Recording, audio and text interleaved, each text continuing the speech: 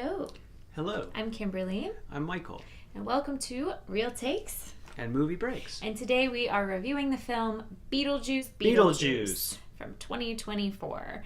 So we'll start with what we liked, what we didn't like, and if we would recommend this to see in the theater. Our spoiler review that will go into more depth about what we did or didn't like will be in the description below. So you can click the link below if you want to check that out. Without giving too much away, we'll start with what we did like. So, what I did like, I liked the cast. I thought it was full of a lot of great actors. I liked the creativity, the imagination. I liked Michael Keaton. I liked the dark humor. I liked the Tim Burton atmosphere that he recreates, and I liked some of the moments. There were certain moments that I really enjoyed. I like Justin Theroux as part of the cast. I like the cast on paper. However, I'll get into that further. I like the cast on paper. I like the idea of this. It's been a long time since we saw the first one. Jump ahead, we have a sequel. I like the potential in this movie. I like the kind of the atmosphere of it and some of the tone. I kind of like the dark comedy. I like the morbid humor that is very unique to Tim Burton. I like the uniqueness of it. And I like that it captures a lot of the same atmosphere as the original. And art direction stuff I like, yeah. I like the production design. I thought the art direction, the production design. I like that Tim Burton still uses a lot of practical effects as opposed to CGI, which creates a unique quality that not a lot of 2024 films have. And I like that they finally made this movie that they've been talking about making for, 36 years? I guess, yeah. All right, what do you not like about it? So, I didn't like that it felt overstuffed with too many subplots. I didn't like how some of the subplots didn't really go anywhere. I didn't think the ending was satisfying. Some of the dialogue was just very expository and boring. I didn't like that one actor who played the boy that our young Astrid meets. And I didn't like that Michael Keaton wasn't in it very much. Same thing I didn't like about the first Beetlejuice. I was hoping in this sequel we would see more of Michael Keaton. I do like that they talked a little bit more about his backstory, but not nearly as much as I would have liked to see. Yeah, so a lot of the things you said I didn't really like about the movie. I just felt a lot of it was kind of lazily put together. I was sort of surprised, to be honest. I thought, like, okay, they're gonna come in and they're gonna do some cool new Beetlejuice stuff, and they do some new stuff, but it just seemed very obvious, like the whole thing was a big money grab. Is what it seemed like. It seemed very, very obvious that it's like, we know we'll never catch lightning in a bottle again, like we did with the first movie. It seemed like Tim Burton was uninspired in a lot of ways directorially. The character of Beetlejuice was not as, like, he didn't have the possessed, like quick, fast funniness of the first film. It seemed like the character is more subdued and like. I did notice that too, and granted, Michael Keaton is 36 years older, but yeah, he didn't have as much energy and as much charisma.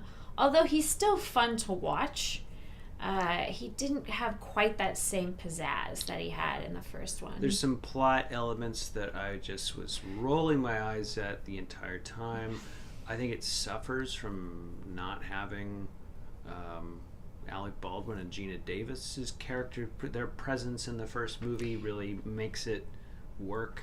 Well, their presence, they're basically like the straight characters, even though they're ghosts. They're kind of like the ones we're rooting for, and they start out as just like an ordinary couple, right? We don't have that. We have all these different subplots, and at first I thought, okay, Winona Ryder's character is the protagonist. But then I'm thinking a lot of things are just happening around her or to her. She's not really driving the plot. And Beetlejuice also isn't driving the plot. So I'm like, who is actually driving the plot? Because it keeps going back to all these different stories. And they do coalesce at the end. So they do kind of all come together at the end. But it wasn't in a very satisfying way. And parts of this film that I think try to pay tribute to the original, you kind of saw that coming. It's like, okay, they're just copying what they did, but they're not repeating it in a way that's any more entertaining or any funnier or any new way. It's just kind of like the same thing we saw before. So it just, and some of the characters are overly cartoony. So on a scale of 1 to 5, I'd probably rate it a 2. 2. Now, as far as whether or not we'd recommend paying money to see it in a theater, I think if you're a diehard fan of the original, I would recommend going to see it because it does capture a lot of the same essence, a lot of the same atmosphere, and the same characters that you know and love. So you might enjoy it. You may not enjoy it as much as the original, but if you're a big fan, I recommend going to see it. Now, if you were not a big fan of the original, you're definitely not going to be a big fan of this sequel. Because as flawed as the original was a little more entertaining than this one, I must say. But don't get me wrong, there are some moments that are fun and entertaining. So take that as you will. Yeah, if you're a fan of the original, I would just say you're not going to, if you really like, because there's a lot of people who really, really love the original one, almost in a Rocky Horror kind of way, and you're not going to get that. That's not happening again. And, it's almost like with these kinds of movies, oftentimes I'm like, wow, it's like they just put the skin of that original movie onto generic movie. They just put the skin on and put it out there, and now it's like, oh, this is Beetlejuice. It's not the cartoon. Beetlejuice was better than this. I never saw the cartoon, and I will say, my favorite part about the original, I think, was Winona Ryder's character. Oh my God! If you've been a teenager in the '90s, you can relate to that sort of teenage angst, emo, gothic. She's not the same. I feel like she's not nearly as interesting to watch. She's not, and she's not as grounded or as real. It's either. Almost like they tried to play on that. Yeah. Like, oh, her character she's not, like, even O'Hara was like, what happened to that goth girl? She has a line where she says that. And whatever happened to her? And I'm like, yeah, what did happen to right. her? And we never know. And Catherine O'Hara is funny. She had some funny moments in there. Yeah, but she's funnier in the first one. Yeah. Because she's not like, I feel like she's self-conscious of, like, I'm the funny Catherine O'Hara. Yeah. And now. And back then, she was just actress who was funny. Yeah. Like when she has the whole Valium moment, when she turns off the TV. Like, that's great physical comedy. Right. And I don't see that now. I just see her kind of like doing weird line deliveries. And I'm sorry if I'm being hard on it for anyone who likes it. But man, oh man, I was just like very like, dang. And even Willem Dafoe, I was like... Oh yeah, I do love Willem Dafoe and everything, and he has his moments that are entertaining. He's always fun to watch. If the whole movie was centered around Willem Dafoe, it probably would have been a better movie.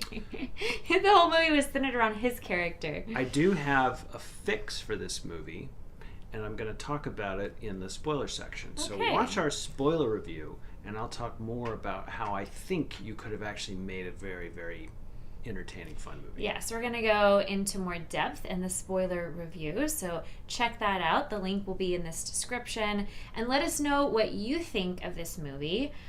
If you go see it, let us know if you think we're right, if you think we're wrong, or if you haven't seen it, let us know if you plan to watch it, and if there are any other films you'd like us to review, let us know. Thanks for watching. Stay real. and have good takes.